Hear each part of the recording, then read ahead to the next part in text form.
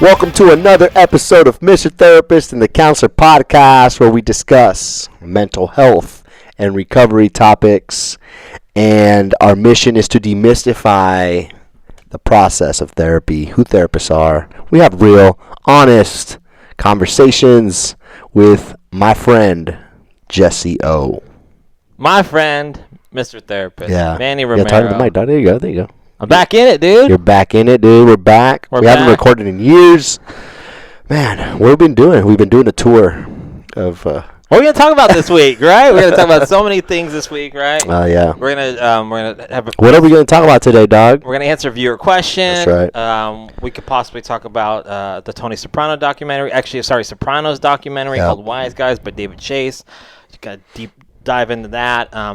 We also, we're going to talk about a bunch of other things, too. I don't know what we have time to talk about, but we have some ideas to talk about. We do. Here. And we're just come along the ride, man. And we ask you that if you find any value from our discussion today, if this guy makes you chuckle a little bit and laugh, if you find it's a helpful conversation, please share the show. We're trying to grow this this podcast, this project that we got going, and we need your help. And so if you share it with a friend, share it with a family member on your Instagram, on your social media, that would be greatly appreciated.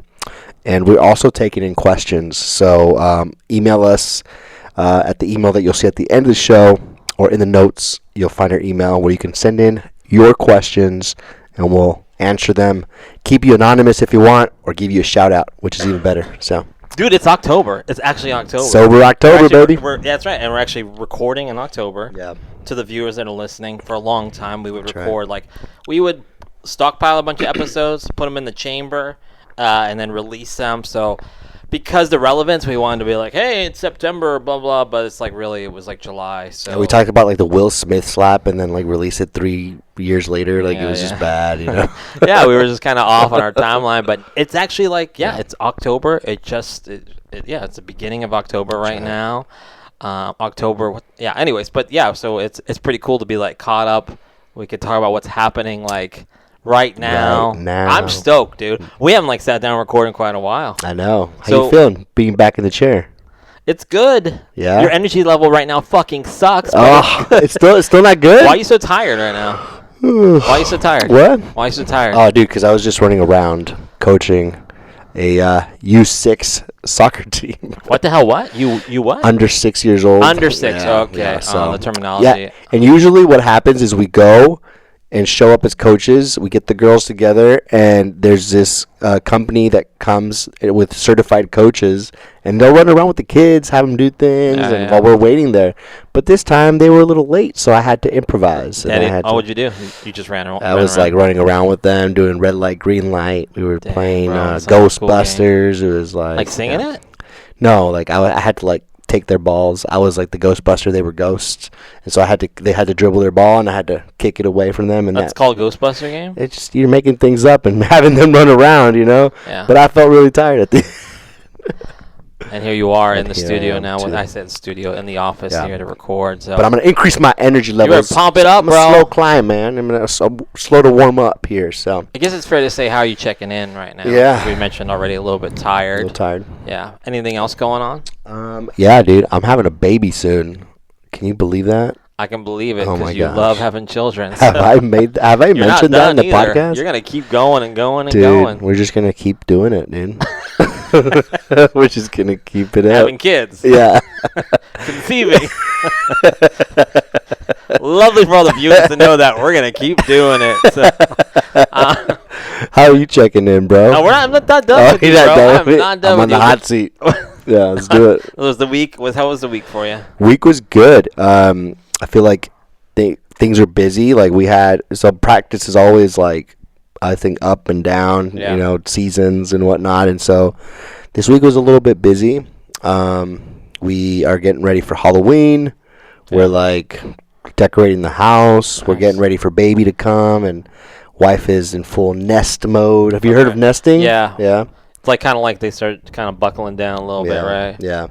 The wives start to caring parent, starts to, think about what we got to do to prepare for the baby to come. And so that's, she's having me pick up, like, go to this place. I picked something up at OfferUp, and I'm like, oh, okay, I will. Yeah. So, I'm doing that, just running Sounds like around you love with it, dude. kids, Sounds man. like you just love it. I do. All you do is run around now. I do, man. That's all I do. I just hope that you have time to stop and smell the roses I sometimes. do. I don't have any time to do notes, but that's okay. Yeah. Because who needs notes You mean like when you got kids? Document on your clients? Yeah. They don't need coverage. They don't need anything. Yeah, they're okay. They just need attention, and they need solution, which you're Yes. giving them, Mr. Therapist, all the time. I just tell them what to do all the time. Yeah, man. Kind of like how it works before we start this thing, right? So That's you're just right. telling me what to do. That's right, sir. Mm-hmm. What are you talking about? I don't know. I'm just waiting for you to say, how are you checking in right Oh, now? I did ask you already. I know, but I jumped to you. Yeah. So. How are you checking in, bud? Are we a little rusty? No. Okay. No, it's in your head. No, it is in my head. So I'm good, man. I'm really good right now. I was excited to get back on the saddle again, record some episodes, plural, and just like don't fuck with the man's rings, dude. I got really skinny fingers. Yeah, and so I got sausage fingers. So. whenever I was a kid, I think somebody said I had ET fingers. You've seen ET, right? Phone Elliot home. phone home. Yeah, I was like, damn, bro. Back in the 90s, Arsenio Hall, he had like these really like skinny fingers. Yeah. You know what Arsenio Hall is? I think you have normal fingers, dog. Thanks, man. I Well, don't. I've kind of gained more weight and like Yeah. kind of filled out a little bit. So. You got the dad bod going? Yeah. Oh, I guess I should. I mean, I was checking in. It was like because we took some time and we haven't done the episode. I went back to work a couple weeks ago. I still work a 9 to 5. I know people think listen podcasts like this guy probably has so much money and he's like super famous and like doesn't have to do it. But no, I am the common man. You know what I'm saying? Yeah. He's a broke man. I'm a broke man. So Broken man. I'm broken in a lot of things. Yeah, but it was a real hard adjustment going back to work because I think once again you put more things in perspective, like what's important in life. I had a coworker. I heard this coworker walk in. They were talking about like how happy they were to be at work and not be home with, I think, their 2 sick kids. And somebody like was kind of like, "Oh yeah, I agree." And then my response, because I can't shut my fucking mouth, was like, "Not me." I'm a good parent. Yeah, which I feel like I probably shamed the person in that moment, but like I just sometimes with my mouth I just. But like, dude, I realized like. Work is, I'm realizing more and more the job is the job. Yeah. I still love working with people, helping people. Yeah. But the system that's designed, I just feel like, 9 to 5 is such an old, like, it's just an old idea that we feel like we need to do this. But we don't need to. I think that there could be a change, and there should be a change to be more present for our kids. Get into it. Yeah, I just think it's I so... want to break free. I know people say I look like Freddie Mercury all the time, and I'm singing like him too. Like it's just, but it's just an old thing. So it's like, I have the ability to like make those changes, and I'm seeing more and more. Like I want to be present for my. Was it hard to get back into work mode? Like, yeah, I mean.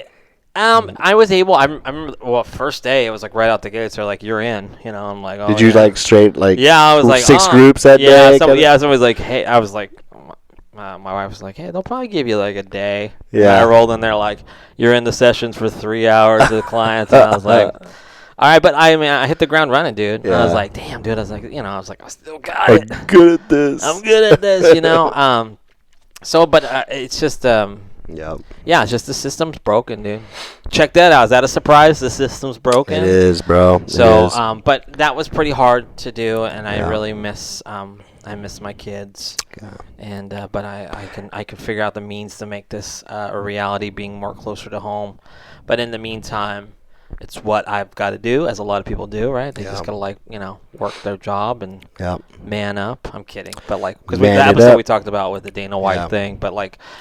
No, being present for your kids, like, dude, be present for your kids. You got a comment during our last episode. It was like, I need more Jesse time. One of our episodes got a comment. It was like, keep it up, guys. I need more Jesse time.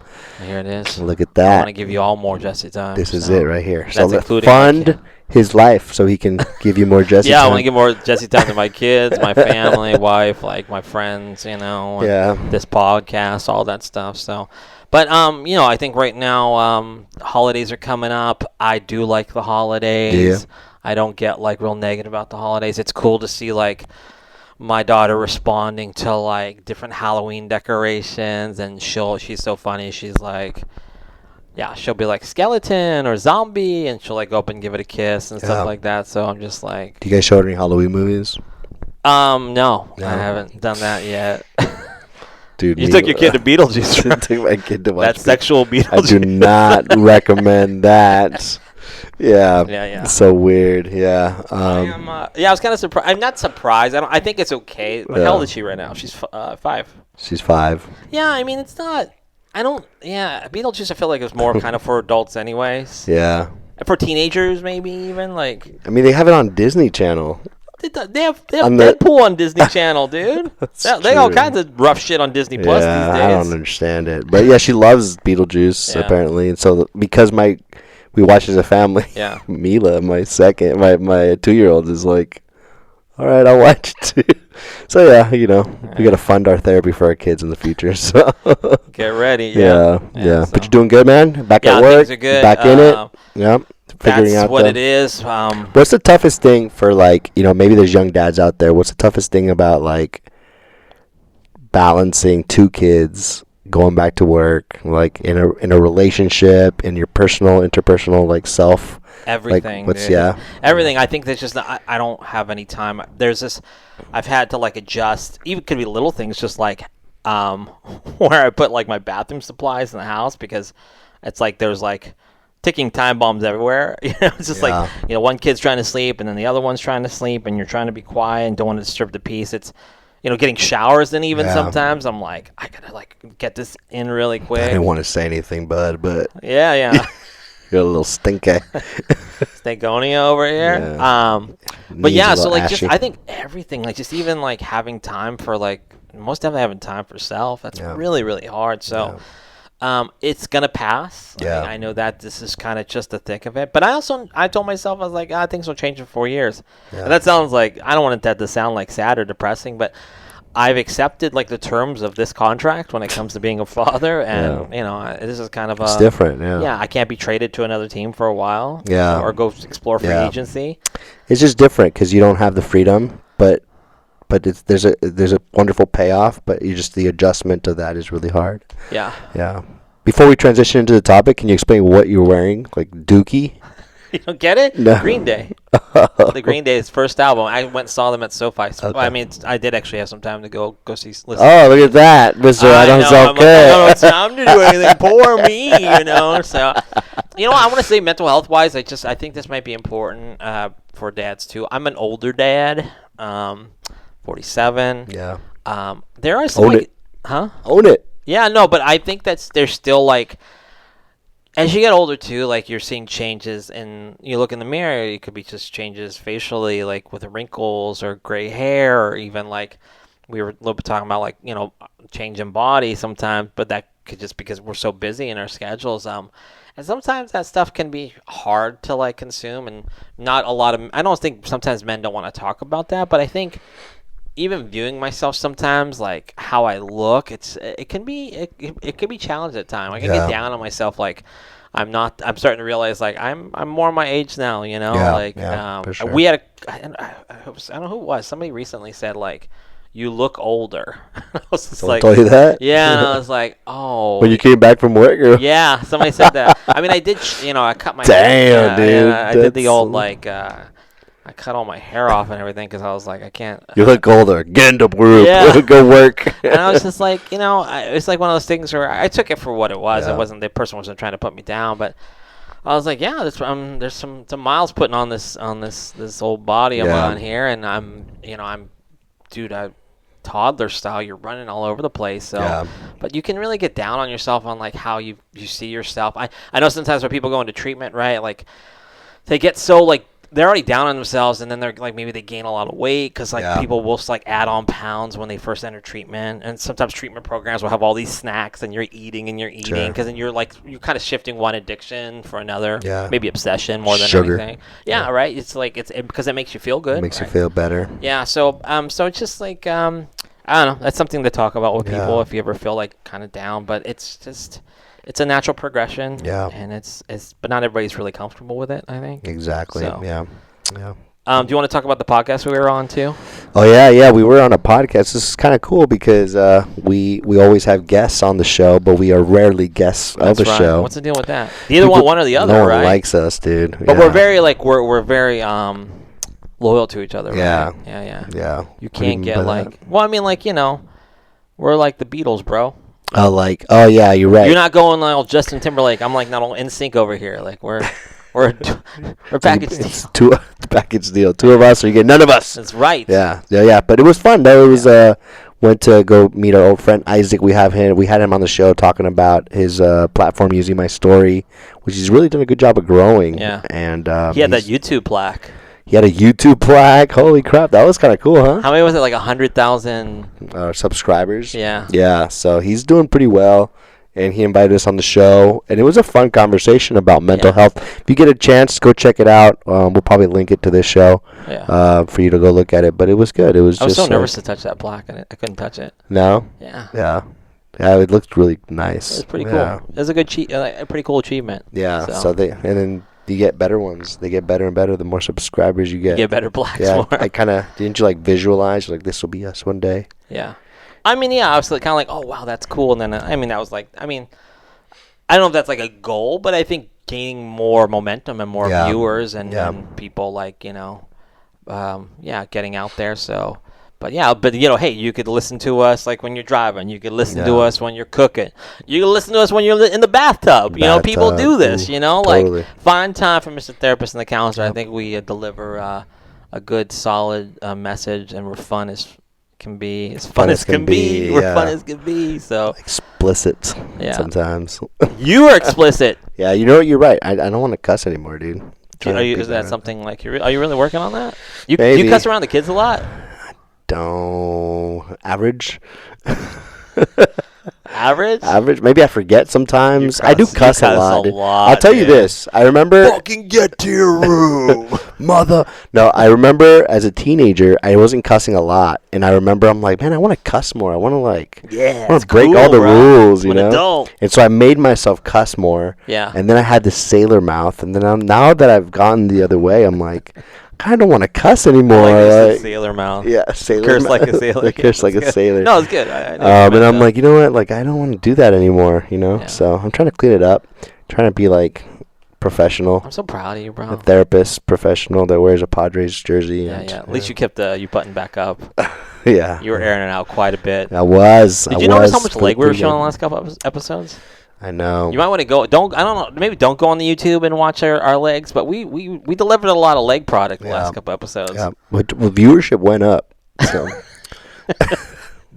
Maybe there's some did it really? correlation about Did it really? Yeah, we've been on the up and up. We need to get it shorter. So that's why we're really cold right now, but we don't want to wear jeans. Oh my gosh, freezing. We just want to give the people what they want. That's right. What we got today, bro? What we got on the board today? First we want to kick off with a viewer question, right? Oh, that's right. Yeah, which I don't have because my phone's out there, but I do remember. Oh, beautiful, man. So yeah, every episode or moving forward, we do want to have one viewer question because. Yeah, we want to help. To help you guys. So this directly. We're not therapy, We're not therapists. We're here to provide We're not therapists or counselors. We're not. What are we? Oh, we are, actually. We've been faking forever, right? Yeah. No, we are. But this isn't therapy. No, it's not. And so...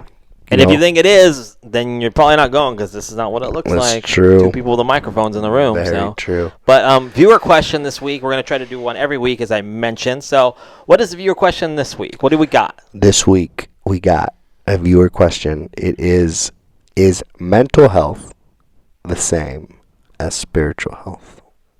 What's the difference? Is mental health the same as spiritual health? Is mental health spiritual? Is mental health the same as spiritual health? You got to process it. I do need to process it. You know the question, right? Yeah. Do you have the answer already? Do I have my answer ready? Yeah, because I feel like you knew the question. Oh, no. I'll just explore it a little bit. I think. Wait, hold up. Yeah. Yes. Thank you for your question. Please next. write in. Please send your next question. That's like sometimes running a group. You'll be like, "Hey, answer this question." I'll be like, Yeah, so that is it. And I'm like, nope, more. No. No, but so I would say I think they probably tie together, right? Yeah. Because I guess if your mental health, if your spiritual portion is important part Yeah. of your life, then yeah, then it is your mental health. Mm. Is there? What's your take on it? I think so. I think they tie together pretty well. I think that's like, spiritual. Everyone has a different spiritual relationship to spiritual health, I guess. And so for some people, I think it's a big coping, spiritual can be a big coping mechanism, how you see the world, how you see the problems that come up for you in your life. And so if you have a healthy spiritual life, you might have a healthy mental health life. So I think it ties together. I don't think it's completely the same. I'm sure there's some people who like they lean on spirituality for their mental health a lot. Yeah. And some people don't, right? And so, but I think, yeah, like if you're improving any part of yourself, whether it's your physical health, spiritual health, mental health, it's a good thing for yourself overall. Like, Yeah.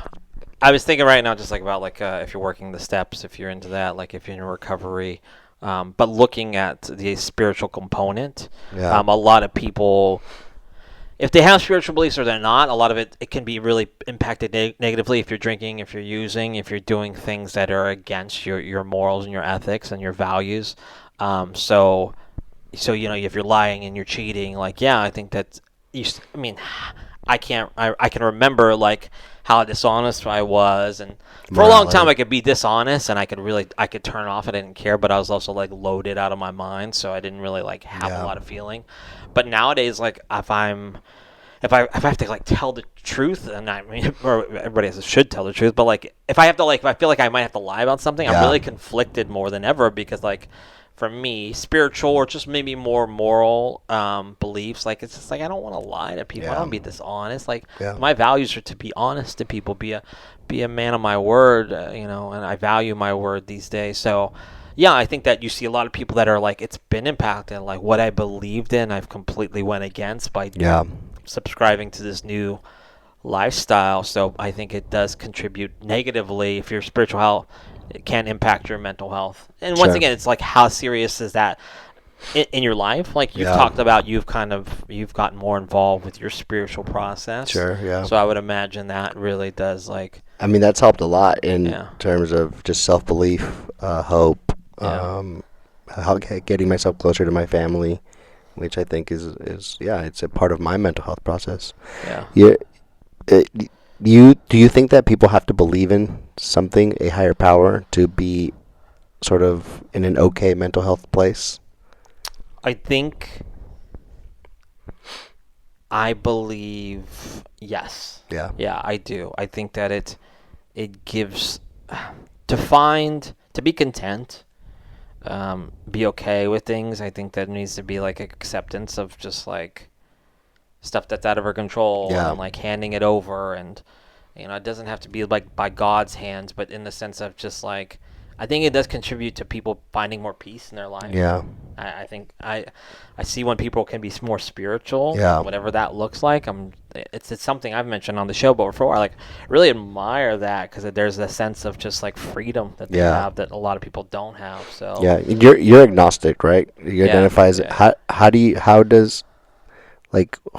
if someone who isn't believing in something or is unsure, agnostic is what? Could define that, agnostic. Agnostic, which is not an atheist, because atheist, that would be like, I don't believe in anything whatsoever. Yeah. But like an agnostic is like, there is potential for something out there, but there's no firm, direct belief on one thing. Yeah. Like I'm like, it could be this, it could be that. I don't know, but I'm like also like, I'm sure there is, and maybe I just need to do a little more work on that. But yeah, like that's kind of where I stand. So how do you think that's helped you in your mental health?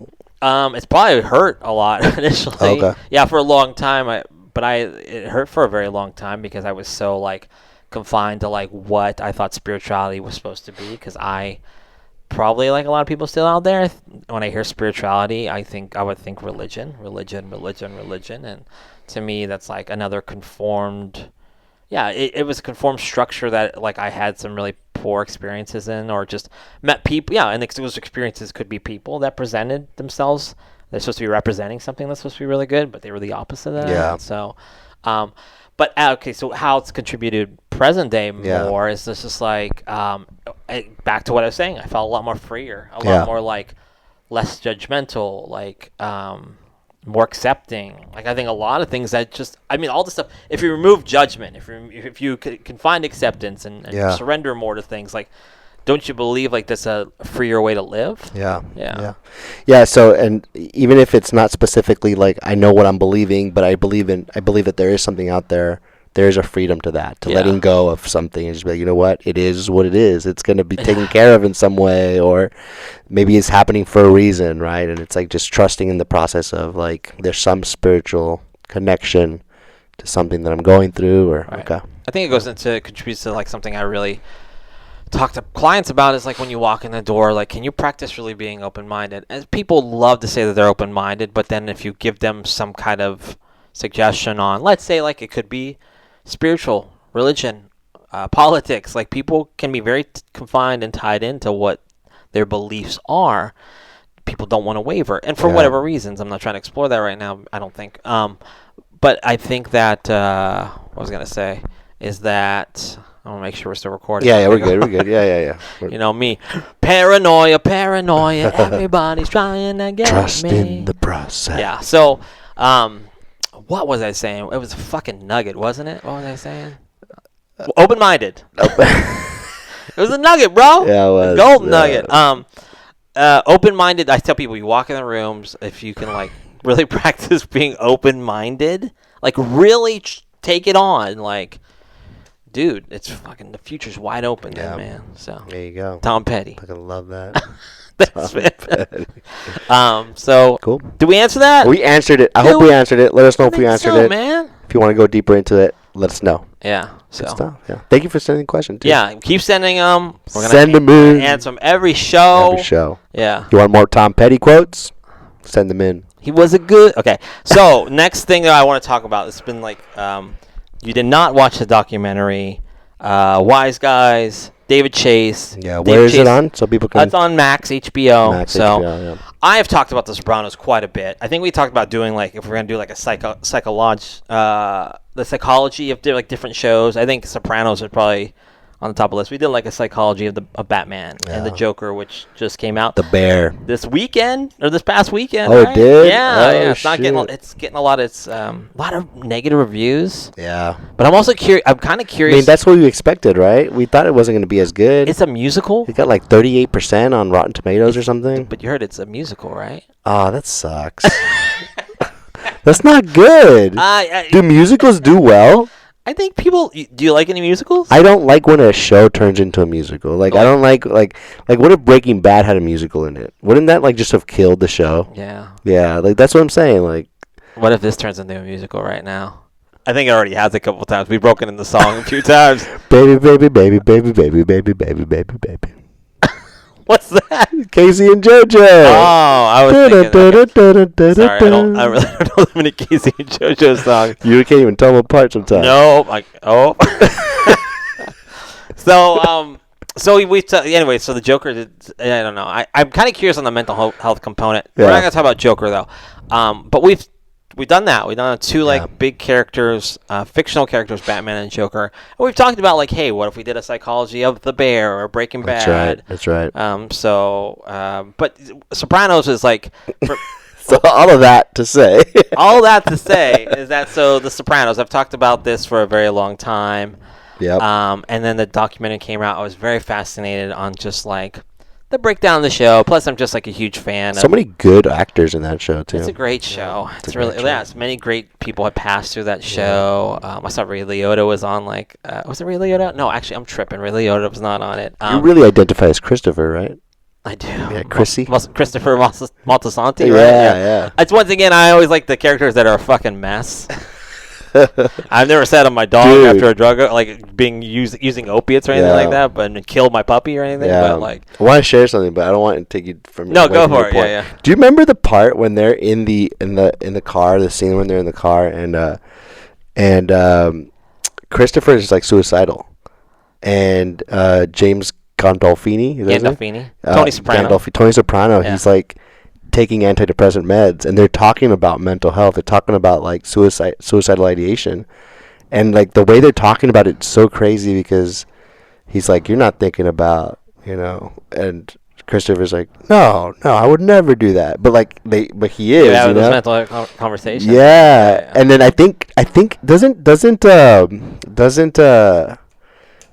James Gandolfini. Just call him Tony Soprano. Yeah, Tony Soprano. Yeah, I forgot. Yeah. Doesn't Tony actually like turn to him and say, "Hey, like if you do, like it's okay"? Doesn't he kind of like open up the door? Like damn, I mean, dude. the series starts with him going to therapy. He has a panic attack.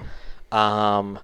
And the panic attack, he goes to see a psychiatrist. So it starts off with like that. It's an introduction to like Tony's journey through therapy. Yeah. So it's crazy. But I wanted to bring up the documentary because it was great. It was just, once again, it was great to take a look back.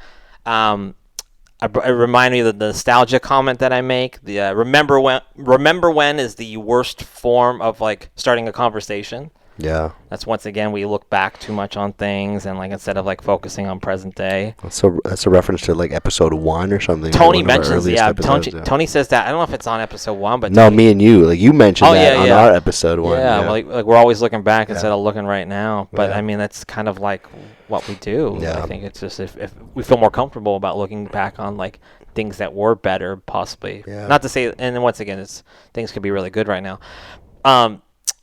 Yeah, so that was it was just a very interesting documentary. James Gandolfini struggled with addiction and mental health problems himself. I told you prior to the show, like his drinking, I think, picked up more and more as the show continued on. Success of the show. They even had an intervention. They had mentioned that, he went to the intervention, and being, as important he was to the show, he goes to the intervention. He's just like, fire me, like you can't. I can't speak for the man, but couldn't really stop him. Can't do anything to him. me. He was kind of like, he was everything. They had mentioned like multiple times he talked about like talked about quitting the show all the time. I guess I wanted to just discuss this because first, like The Sopranos, once again, was like kind of my first like look at like somebody sitting in a chair in this kind of setting. Like before I even thought about like being in the clinical world, I was like, oh, okay, Tony Soprano's going to therapy. Yeah. Interesting. Yeah. A man's man, a very tough man, like going to share his emotions and feelings. Also him having like panic attacks or anxiety, like, yeah. And he didn't want to, obviously what he did is a fictional character, but like in his world, like he couldn't tell people that he went to therapy because he looked very, very weak, right? And he would probably get murdered. They whack him. Yeah, they whack him all. But I was watching this show, and they were like, Lorraine Bracco plays the psychiatrist, and first question, she goes, "What was your first childhood memory?" And I asked you before the show, like, do you remember, like, what was your first childhood memory? Dude, it's kind of hard because I have ADHD. That's right. So heavy on the D. Yeah. Wow. We're never going to get sponsors that way. But right? Yeah, you're right. Yeah. And so it's like, I think because of that, like I don't remember a lot of my childhood, but I do remember. I was so distracted. Like I was never really like, oh, I remember that. But I do remember, like this time when I might have been in like 5th grade.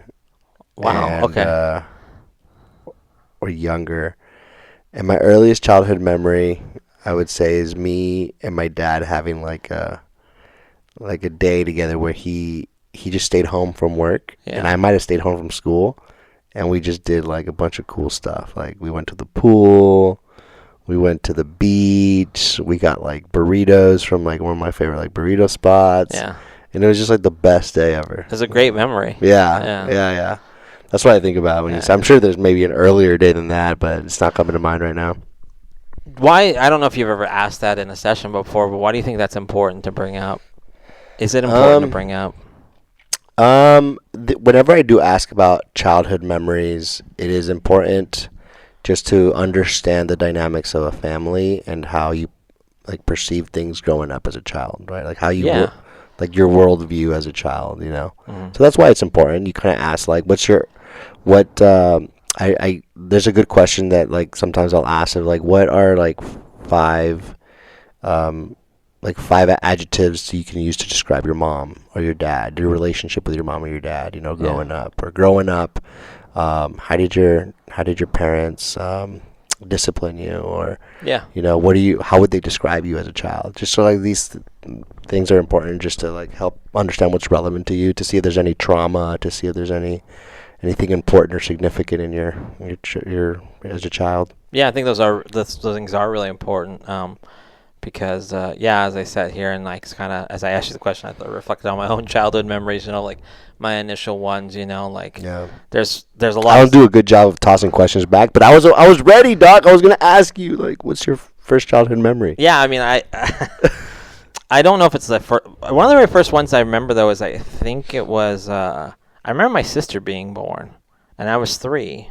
Oh wow, That's an early one. So like we're talking first childhood memories, because there are some ones like I remember when 4 and 5, like I can remember those, but I remember, I remember my sister being born, because I remember, the memory's wrong, because I remember I was talking to my mom about it. She's like, I remember like I think I was coming downstairs. She's like, you didn't come downstairs, and I was like, well, maybe I came down the hall. Like I just remember born in your house. She was born like I just remember like they were at the hospital, okay. And I remember like walking out, and it was like not well lit, and I think it was raining. These are just my memories. Yeah. Who's to say if they're true or not? But I remember like kind of like I knew that something was going on. Yeah. And I don't remember my parents being around. I think my aunt was there or something like that. So. How'd you feel about the experience of your sister being born? I hated her. No, I'm just kidding. It was the worst. No, I mean, I just it's not a negative memory. I think that first childhood memory was just like that whole like kind of overcast. You don't remember any emotions? No, not at all. Okay, I just remember like I don't even remember being sad. I could imagine That's maybe bad, like dude. Just kidding. I'm joking. Yeah. Yeah. But then there's other ones that kind of pop up here and there that could be a little more deeper meaning. But like, kind of at least I think that helps like start like you. Okay, so you're 3. You remember this, right? So and then you can kind of like maybe timeline it and build it a little bit to like, let's get to like more relevant experiences. Because to that moment was just like, that's my first memory. Memory period. That's a cool memory. Yeah. Yeah. So it's interesting. So But yeah, I think it's so helpful to look back and start at the beginning of the story, because it really foretells what it's going to tell what happens for us. For the rest of Do you our ever life. ask that in group? Yeah, yeah. Yeah. Oh yeah, for sure. Those I good tell groups? if I have like we Sounds like a possible trauma group. Yeah, I think anytime if we do like a presentation with somebody that's doing like maybe like sharing their story or like a timeline or like autobiography, I will be like, all right, let's start at the beginning. Like even like the most common of like, where were you born? Just because I want to know, so I can connect maybe a little bit, and then it's like, all right, talk to me about mom, talk to me about dad. Like, but I don't think I've ever said first childhood memory. I might actually need to incorporate that more. So that'd be good. The other things too, I just wanted if we could new topic. Huh? New topic. Yeah. No, still. Still I still want to Tony? talk about it, but like, because we're actually running out of time. It's pretty good. Shit, yeah. We're good. Wow. I know. Bye. Just No. But also Tony or James Gandolfini, like, I was talking to Manny about this before we recorded. It was just like what somebody goes through to like play or to take on something. And he took on this role of a mobster, which he wasn't. And I think there was an expectation that he should be Tony Soprano and act like Tony Soprano. He was this iconic figure, but as on the documentary, they talked about like he's just a normal guy who like was would spend time with his kids. Just he'd wear like sandals and like a AC/DC T-shirt or a Green Day T-shirt, like just your average guy who played this bigger than life like character, and what that brings on and the pressures of that, and how you have to become that in some ways. He talked about on the documentary how he could channel the anger of Tony Soprano. And I told you, like, he would put a rock in his shoe all day long just to get discomfort and irritability. Yeah. Or he mentioned like not getting a lot of sleep. And I don't know if that was contributing to his drinking at all, but like there was something that he would do to go into character. They even mentioned like the producer David Chase who created Sopranos. writes in the script like Tony. He says he slams the door. He slams the refrigerator door with anger or something like that, right? And Tony in the scene takes it to another level, or James Gandolfini scene takes it to another level. He slams it. He starts kicking the fridge, and like the producer was like, "I said you slammed the door with anger. Like you don't. You did that. Like you contributed to that, but." That was like that's what he felt like he had to do and to be. And I guess I thought about us as people, or even working in the field, like we take on so many people's stories and we carry these things, and it can really play a toll on us, like before we even know it. Yeah, true. So there was an article I should have referenced, but there was a guy recently who was, I think he was tracking a story of I don't want to say a serial killer, but a murder, like a death. He was a reporter. He ended up like committing suicide because the role that he had taken on in that story was so intense. Like it's just sometimes our work can be so consuming, and I think that you and I we hear a lot of like tragic things happen. Yeah, I mean it's actors, we hear a lot about how they have to sort of get in the mindset to elicit emotion and elicit certain personalities. I think when you're talking about even mental health, the work that we do. You share a space with someone, and I'm supervising students right now who are trainees, and we always talk about how there is a shared experience, there's a transfer of emotions and energy that's happening inside of a room. And sometimes, you're talking to a client who feels so helpless and hopeless, and you start to believe like, man, like our sessions are hopeless, or our sessions aren't working, or I can't help this person.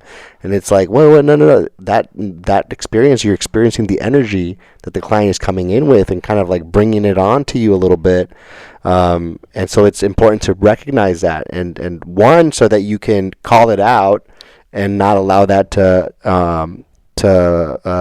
take over your session, but two, so as a therapist you can also go take care of yourself, right? So that you're not bringing that hopelessness into your life, right? And so it's like just ways that we can pay attention to and take care of it, take care of us and ourselves, because it's part of the job.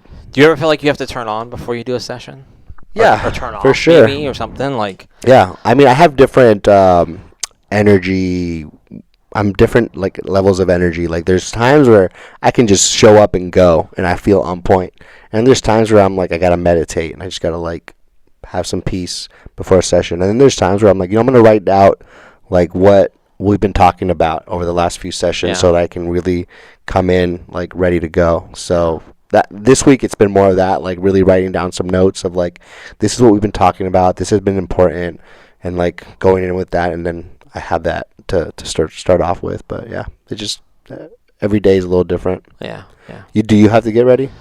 I mean, you can throw me in a room with some clients, and I'll adjust. I will kind of start to like I can catch on, but I need a little warm up sometimes. And sometimes it's hard. There might be more mental blocks than other times. But yeah, there are times I kind of just need to set like myself and prepare for it, because I also feel like this is just something I do, but I create an expectation of what I'm supposed to deliver to these people. Yeah. This external or internal pressure that I'm supposed to be a certain way. Like, I think this past week somebody was just said like, I knew I was so intense. Like I felt so intense, like in the experience.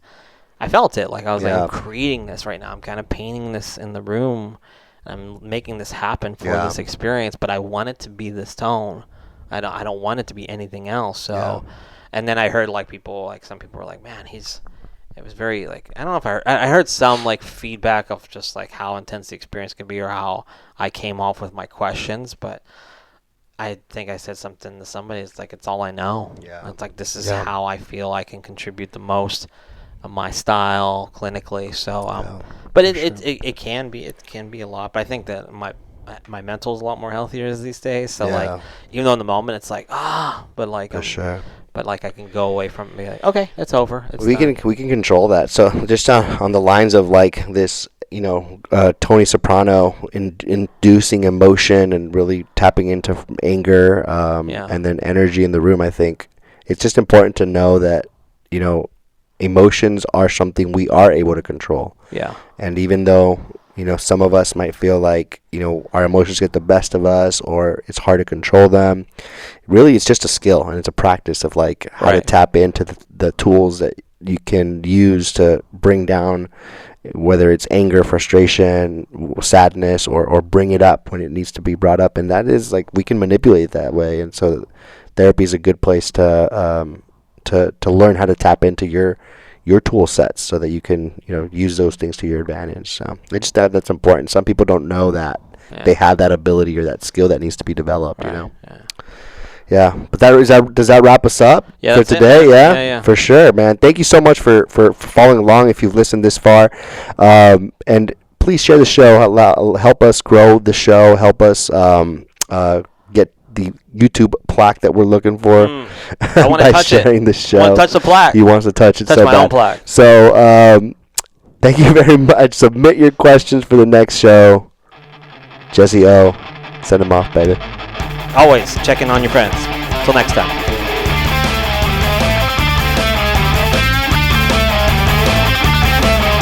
Forgot my name, tag it home. Today I'm Jack. Greet you like I give a fuck. Are you surprised by that?